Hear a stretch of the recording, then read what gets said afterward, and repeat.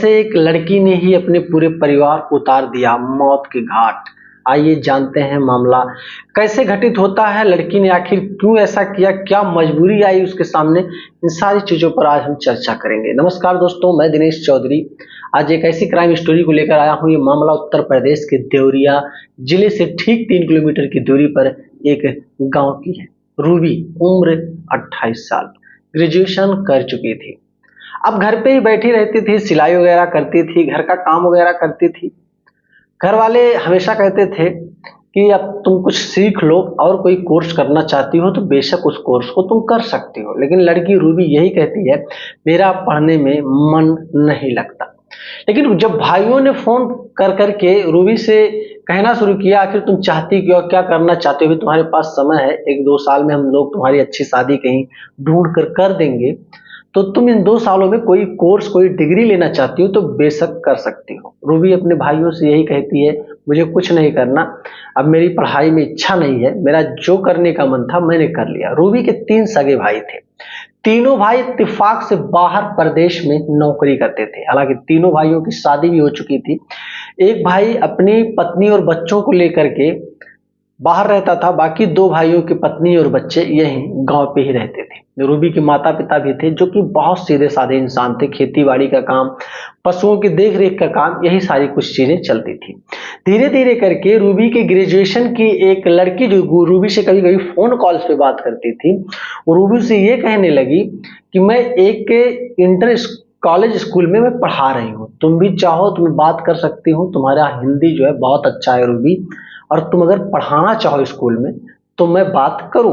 Ruby कहती है, नहीं मुझे कुछ समझ में नहीं आता। लेकिन रूबी की जो सहेली थी जिसका नाम प्रतिभा था, वो बार बार फोन करके रूबी को टॉर्चर कर रही थी, यही कहते हुए कि रूबी देखो, पढ़ाओ, 2-4 पैसा कमाओगी, तुम्हारे ही काम का रहेगा, धीरे धीरे बीएड वगैरह कर लेना या बीटीसी वगैरह कर लेना, अच्छी कोई वैकेंसी आएगी, टीचर बन जाओगी, तुम अपने पैरों पर खड़ी हो जाओगी, तुम्हें माँ बाप भाइयों का सहारा लेना नहीं पड़ेगा। हालांकि प्रतिभा ने अपने हिसाब से रूबी को तो सही डायरेक्शन दिया, लेकिन रूबी का माइंड यहीं से अब चेंज होना शुरू होता है। वो अपने परिवार वालों से बात करती है और कहती है कि मेरी एक सहेली है जो एक इंटर कॉलेज स्कूल में पढ़ाती है, मैं भी वहीं पढ़ाना चाहती हूँ, हिंदी की टीचर नियुक्त हो जाऊंगी, महीने का 6,000 रुपये मिलेगा, वैसे भी मैं घर पे ही बैठी रहती हूँ और जाऊंगी 2-4 घंटे वहां पढ़ाऊंगी, टाइम भी मेरा पास हो जाएगा। परिवार वाले जब ये सुनते हैं एक गांव की लड़की इंटर कॉलेज में पढ़ाने के लिए जाएगी और महीने का 6,000 पाएगी, तो परिवार वालों के अंदर एक अलग उत्साह जागृत हो गया कि उनकी बेटी इस काबिल हो गई है, इतनी पढ़ी लिखी है कि एक इंटर कॉलेज से ऑफर आ रहा है उसको कि आके वो हिंदी की टीचर पद पे नियुक्त हो जाए। परिवार वालों ने कहा, रूबी के माता पिता और जो उसकी भाभियां थी, ठीक है, तुम्हारी जैसी इच्छा रूबी, तुम ऐसा करो, वैसे ही 1-2 साल में तुम्हारी शादी कहीं अच्छा घर देख कर दिया जाएगा, 1-2 साल का मौका है तुम्हारे पास, जिस तरीके से तुम जीवन जीना चाहती हो बेशक तुम जी सकती हो। अब रूबी अपने बड़े भाई के पास फोन करती है और फोन करके यही सारी बातें वो अपने भाई से भी बताती है। उसका भाई कहता है, ठीक है, 1-2 साल की मेहमान हो, जो दिल में आए कर लो, मैं तो पहले से कह रहा हूँ, कोई और डिग्री भी लेना चाहो तो ले सकती हो। अब रूबी ठीक 3 दिन के बाद अपनी उस सहेली के बताए गए स्कूल इंटर कॉलेज पे पहुंचती है और वहां पे जो भी उससे पूछा जाता सारी चीजों को बताती है। उसके दूसरे दिन से वो उस स्कूल में हिंदी की टीचर के पद पे हो चुकी होती है। जा करके रोज करीब 10 बजे से और 3-3:30 बजे तक उस स्कूल में वो पढ़ा रही थी। धीरे धीरे करके इसी तरीके से 2-3 महीने गुजर गए, सब कुछ बहुत ठीक ठाक चल रहा था। परिवार वाले भी खुश थे, चलो लड़की घर पे नहीं बैठी है, कम से कम जाती है, 2-4 पैसा कमा भी लेती है और 4 लोगों से मिलती भी है, एक अलग अलग रेपुटेशन समाज में इसका बनेगा। धीरे धीरे ये होता है कि जिस इंटर कॉलेज में रूबी पढ़ाती है उसी इंटर कॉलेज में गेट के ही बाहर एक कॉपी कलम और चॉकलेट वगैरह का सारा दुकान लगा हुआ था, जहां एक 34 साल का लड़का था जो दूसरे कास्ट का था। यहां मैं कास्ट का नाम जिक्र नहीं करना चाहूंगा, नहीं तो विवाद हो जाएगा, तो वो दूसरे कास्ट का था। अब रूबी कभी कभी उसी रास्ते से जब आती तो लड़का इसको ध्यान से देखता। इसी तरीके से करीब महीनों तक अट्रैक्शन दोनों में चले और अट्रैक्शन इस तरीके से बढ़ता गया कि अब धीरे धीरे रूबी उसकी दुकान पर भी कुछ ना कुछ सामान, कभी पेन कभी पेंसिल, कुछ ना कुछ खरीदने के बहाने चली जाया करती थी। धीरे धीरे करके अब दोनों में अट्रैक्शन और भी ज्यादा बढ़ चुके थे। अब रूबी अपने आप को कंट्रोल नहीं कर पाई और धीरे धीरे करके उसकी तरफ खिंचती हुई चली गई। और लड़का भी रूबी को बहुत पसंद करने लगा और लड़के ने रूबी को अपना नंबर दे दिया। अब यहीं से शुरुआत जिंदगी की दूसरे पहलू पर हो जाती है। अब धीरे धीरे करके रूबी और वो लड़का रात में 4 घंटा 6 घंटा कभी कभी तो सुबह सुबह तक फोन कॉल्स पे बात करना शुरू कर देते हैं। धीरे धीरे करके इन लोगों का प्रेम इतना गहरा होता गया कि अब इन दोनों लोगों के बीच में वो सब हो चुका जो नहीं होना चाहिए था। यानी कि एक पति पत्नी के रिश्ते की तरह सारे रिश्ते अब मजबूत हो चुके थे। अब रूबी हिम्मत जुटाती कि किसी न किसी प्रकार से अपने घर पे इस बात का जिक्र करे कि वो एक लड़के को पसंद करती है, उसी लड़के से वो शादी करेगी। लेकिन लड़के का कास्ट कुछ ऐसा था कि रूबी को ये चीज पता था कि अगर इस लड़के के कास्ट के बारे में अगर मेरे परिवार के लोग सुनेंगे तो जाहिर सी बात है शादी के लिए तैयार नहीं होंगे। धीरे धीरे करके रूबी उस लड़के से जब मिलती जुलती तो यही बात कहती, मैं जीना तुम्हारे ही साथ चाहती हूँ, मैं भागना भी नहीं चाहती क्योंकि मेरे परिवार की इज्जत की बात है, मैं क्या करूं मुझे कुछ समझ में नहीं आ रहा है। इसी प्रकार से लड़के ने भी कहा मुझे भी कुछ समझ में नहीं आ रहा है। एक दिन तो हद ये हो गया कि रात के तकरीबन 11 बजे रूबी ने अपने घर के पीछे के रास्ते से उस लड़के को अपने ही कमरे के अंदर बुला लिया।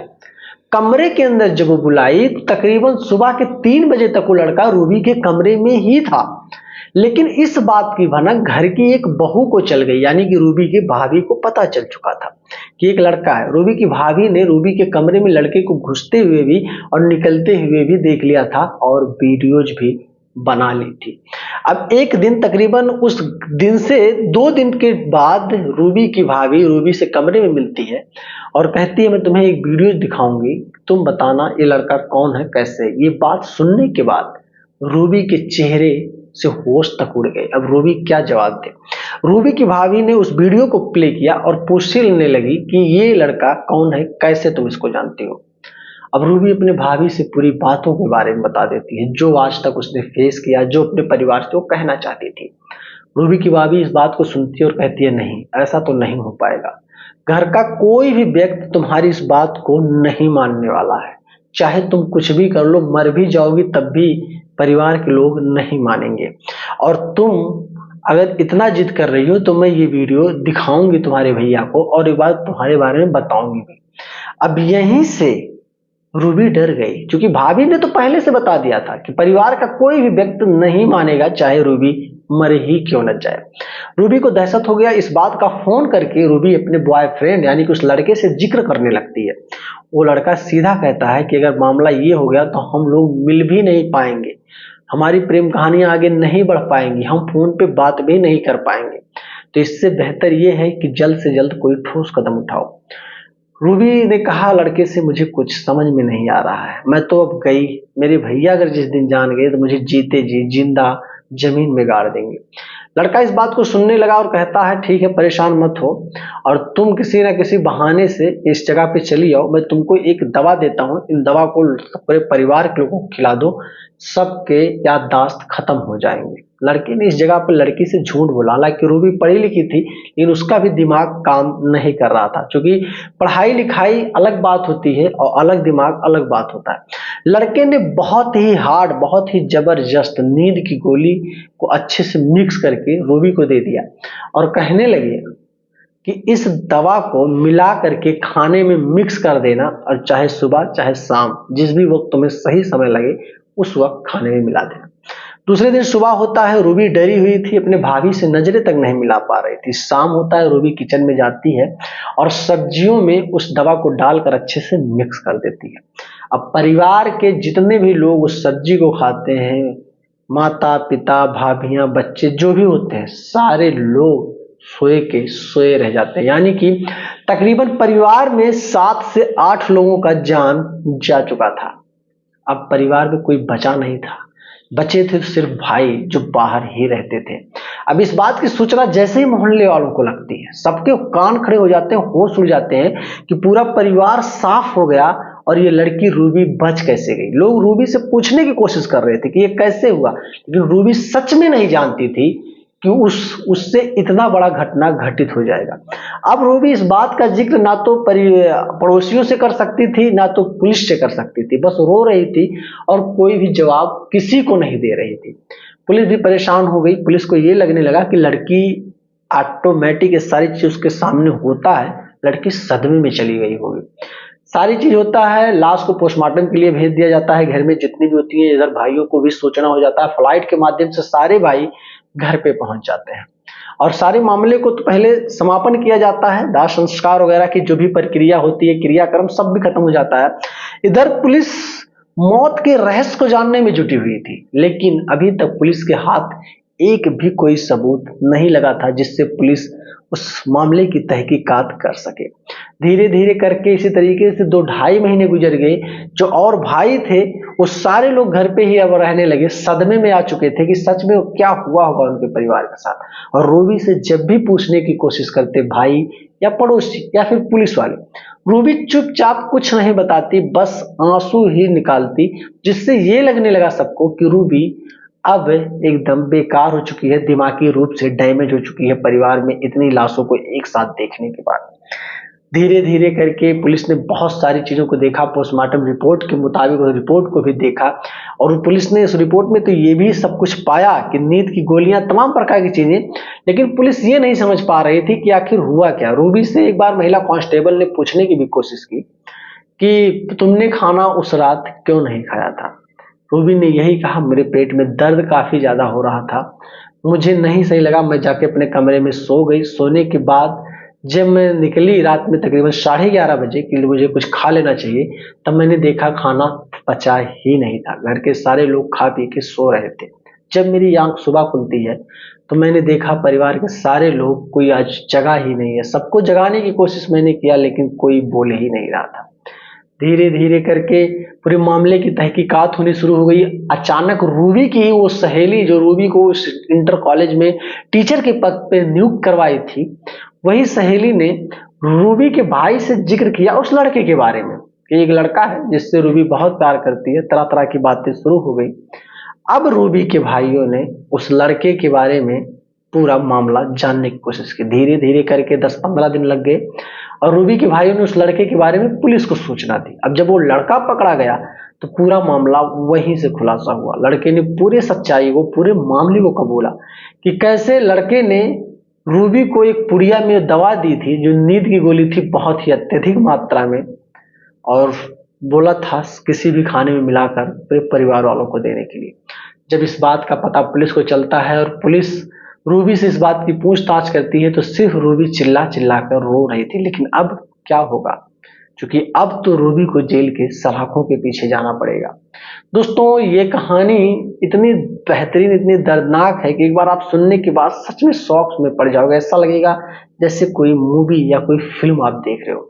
ये कहानी काफी सालों पहले पुरानी है, बस किसी अखबार के पन्नों से मुझे मिली तो मैंने सोचा इस कहानी को एक बार जिक्र करना चाहिए आपके सामने, जागरूकता के माध्यम से, कि अगर आपके भी परिवार में जवान बेटियां हैं, बहनें हैं, कुछ भी है तो जल्द से जल्द उनकी शादी कर देनी चाहिए और उनके बारे में जानने की कोशिश करनी चाहिए कि सच में अगर वो बाहर निकल रही हैं तो उनका क्या संबंध है, किस लड़के से मिलती हैं, कौन किस प्रकार का है। सारी चीजों को जानना बेहद जरूरी है, नहीं वरना ऐसे ही परिवार के साथ बहुत घटनाएं घटित हुई हैं।